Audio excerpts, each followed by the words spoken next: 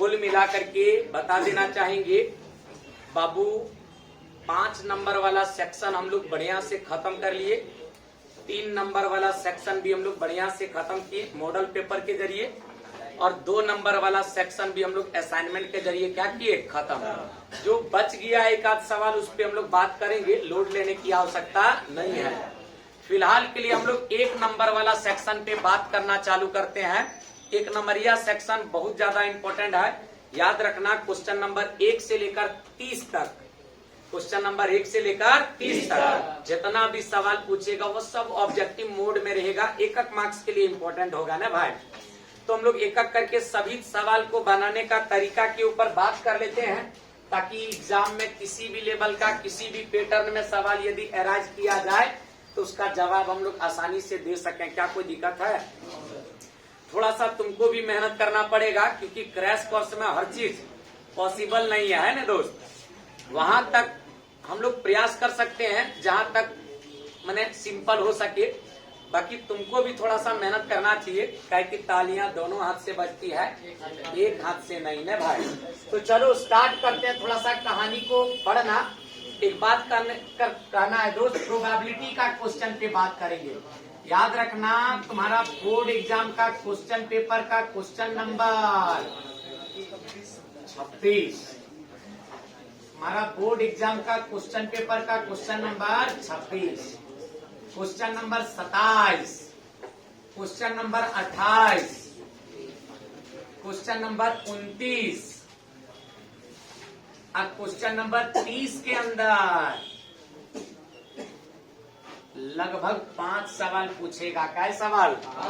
26, 27, 28, 29, 30, ये 5 सवाल प्रोबेबिलिटी से पूछेगा। कहाँ से पूछेगा?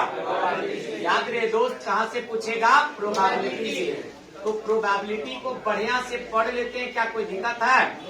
प्रोबेबिलिटी का मतलब होता है प्रायिकता। क्या होता है दोस्त? बोलेगा। प्रोबेबिलिटी का मतलब होता है संभावना व्यक्त करना। क्या व्यक्त करना? प्रोबेबिलिटी का मतलब होता है पॉसिबिलिटीज एक्सप्रेस करना। क्या एक्सप्रेस करना?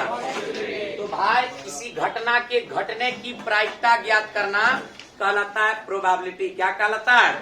किसी घटना के घटित होने की संभावना व्यक्त करना, किसी घटना के घटित होने की पॉसिबिलिटीज एक्सप्रेस करना कहलाता है प्रोबेबिलिटी। क्या कहलाता है?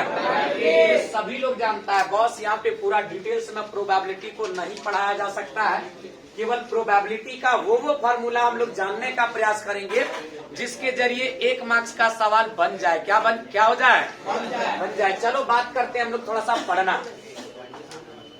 बाबू बता देना चाहेंगे,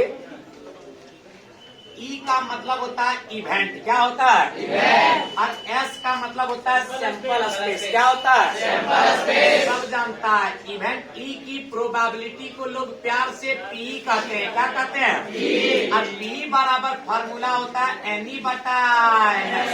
पी बराबर फार्मूला होता है एनी बटा एनएस, यानी इवेंट ई की संख्या और इवेंट एस की संख्या का अनुपात, रेशियो कहलाता है प्रोबेबिलिटी। क्या कहलाता है? जोर से बोलेगा, क्या कहलाता है? प्रोबेबिलिटी। पहला फॉर्मूला यहाँ से मिला, P बराबर एनी बटा, एकदम सभी लोग बोलेगा P बराबर एनी बटा। अच्छा, दूसर का कहानी के रूप में सभी लोग जानता होगा बाबू, घटना ई के घटने की प्रोबेबिलिटी P का मान हमेशा 0 और 1 के बराबर, अर्थात 0 और 1 के बीच में होता है। 0 और 1 के बराबर अर्थात 0 और 1 के बीच में होता है, यानी probability of an event E lies between 0 and 1। क्या कोई दिक्कत है दोस्त? ये दूसरा कहानी के रूप में हम लोग को जानना है। फिर तीसरा कहानी में सभी लोग को पता होना चाहिए, ई का मतलब होता है घटना ई, और ईडस का मतलब होता है घटना ई के नहीं घटना। यहाँ पे बताओ, ई की प्रोबेबिलिटी, घटना ई की प्रोबेबिलिटी और घटना ईडस की प्रोबेबिलिटी का योगफल हमेशा 1 होता है। कितना होता है? P प्लस पी डस बराबर P प्लस पी डस बराबर P प्लस पी डस बराबर। सभी लोग को बोलना है दोस्त। फिर कहानी नंबर 4 में आ जाओ। घटना ई के प्रोबेबिलिटी P बराबर एक और यहीं से फार्मूला बनेगा दोस्त, ये पी डस प्लस में उधर जाएगा क्या, पी बराबर 1 माइनस पी डस, पी बराबर 1 माइनस। एक फार्मूला यहाँ से बना और एक फार्मूला और यहीं से बनेगा दोस्त, देखते हैं कौन बताएगा। हमको P निकालना है, क्या निकालना है, तो P बराबर फार्मूला होता है ये P डस प्लस में, एक मिनट, हमको P डस निकालना है, P डस निकालना है, P प्लस में उधर जाएगा क्या, यानी 1 माइनस P, 1 माइनस P। क्या कोई दिक्कत है दोस्त, यहाँ पे थोड़ा सा समझना दोस्त, कुल मिला करके 5 फार्मूला, क्या फार्मूला, एकदम बेसिक से हम लोग काम को करना चाह रहे हैं, ध्यान से समझना। बताओ P बराबर NE बटा, P बराबर NE बटा, अब P lies between 0 and P plus P dash बराबर, P प्लस P डैश बराबर, और P बराबर 1 माइनस P डैश, और P डैश बराबर 1 माइनस P। क्या कोई दिक्कत है दोस्त, यानी 1 में अगर घटना E की प्रोबेबिलिटी को घटाएंगे तब P डैश मिलेगा, और यदि 1 में घटना E के नहीं घटने की प्रोबेबिलिटी P डैश को घटाएंगे तो घटना E के घटने की प्रोबेबिलिटी यानी P मिलेगा, क्या मिलेगा, टोटल 5 फार्मूला, कितना फार्मूला।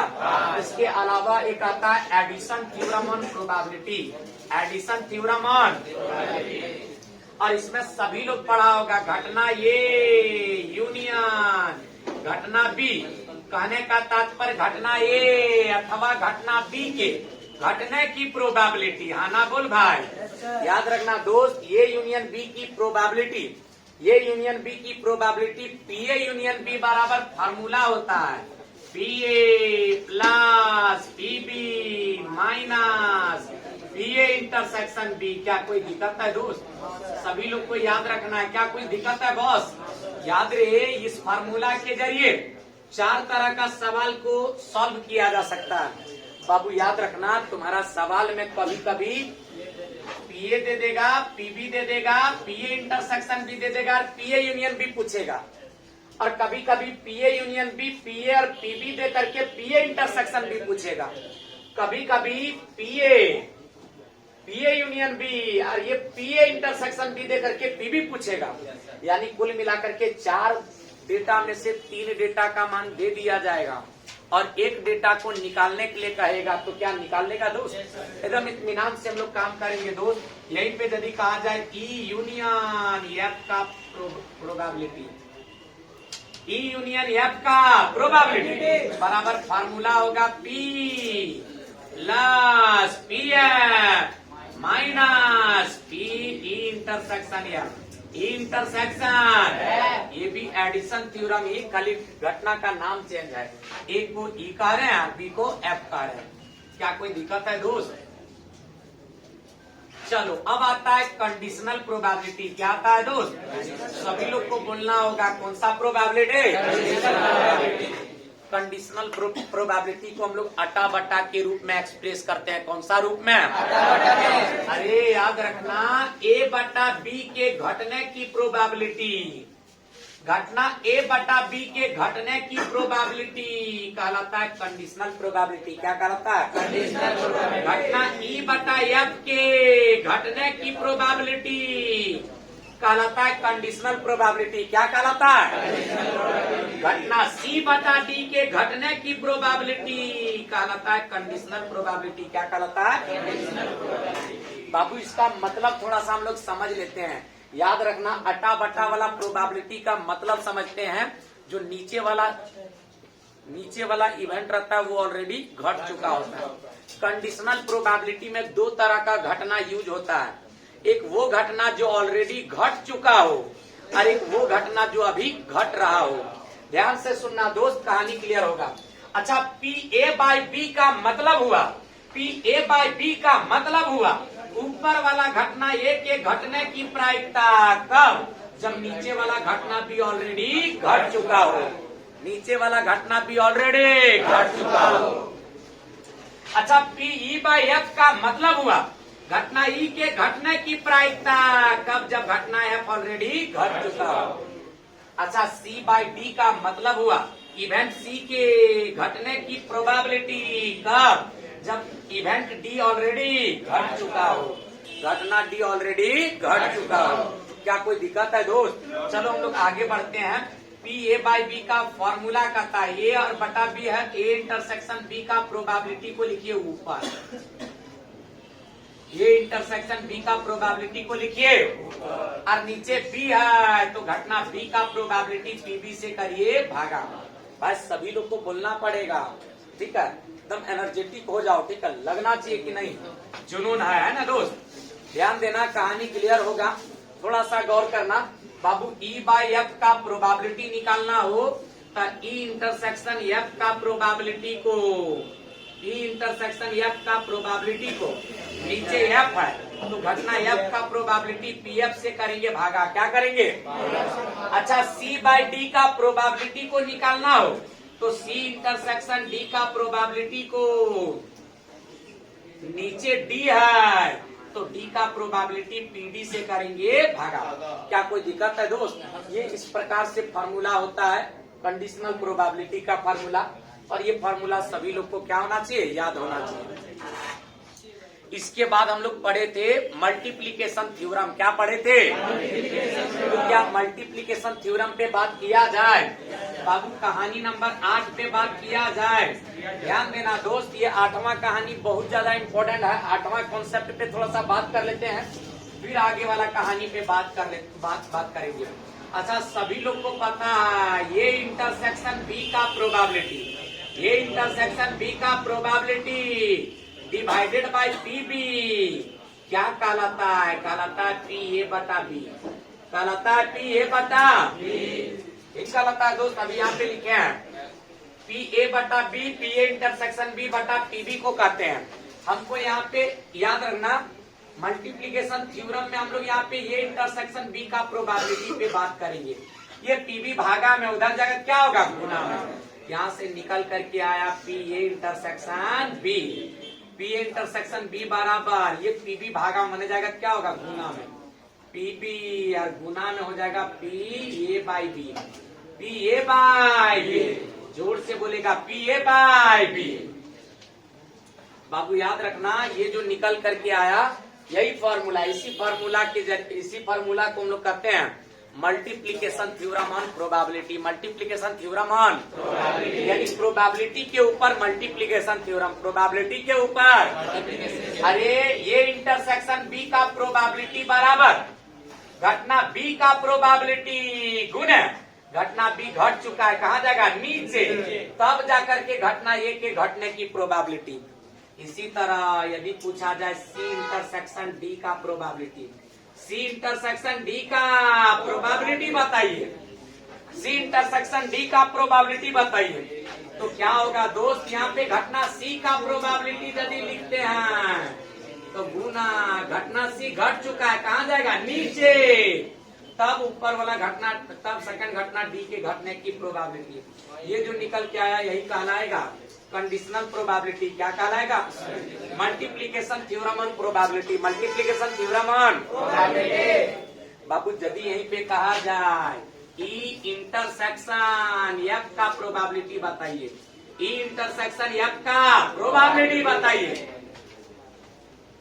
तो भाई दोनों में से किसी एक घटना का पहले प्रोबेबिलिटी लिखेंगे। मान लो एफ का प्रोबेबिलिटी लिखते हैं तो घटना एफ का प्रोबेबिलिटी पी एफ गुना घटना एफ घट चुका है, कहाँ जाएगा, नीचे, तब मेन घटना ई के घटने की प्रोबेबिलिटी, ये कहलाएगा कंडीशनल प्रोबेबिलिटी। क्या कहलाएगा दोस्त, sorry multiplication theorem on probability, multiplication theorem on probability. अभी हम लोग क्या करेंगे, इन सभी फार्मूला का इस्तेमाल करते हुए, ये सभी फार्मूला का इस्तेमाल करते हुए क्वेश्चन बनाएंगे। क्या बनाएंगे, एक बार रिपीट कर लो भाई, ध्यान से देख लो, टोटल फार्मूला सभी लोग को याद कर लेना है। सबसे पहली बात, घटना ई की प्रोबेबिलिटी पी बराबर फार्मूला होता है एन ई बटा एस। घटना ई की प्रोबेबिलिटी हमेशा 0 और 1 के बीच में लाई करता है। अच्छा P प्लस P डैश बराबर P बराबर 1 माइनस और P डैश बराबर 1 माइनस अब P A यूनियन B का formula P A plus P B minus P A intersection B। अच्छा P E यूनियन F का formula P plus P F minus P E intersection है और P A by B P E by F P C by D ये सब कहलाता है conditional probability. क्या कहलाता है? Conditional probability. सभी लोग को बारीकी ढंग से समझाएं दोस्त, एकदम ध्यान से देख लेना, कहानी क्लियर हो जाएगा। हम आगे की तरफ बढ़ते हैं, देखते हैं अगला क्वेश्चन में क्या कहा जा रहा है। क्या क्वेश्चन के माध्यम से सीखा जाए?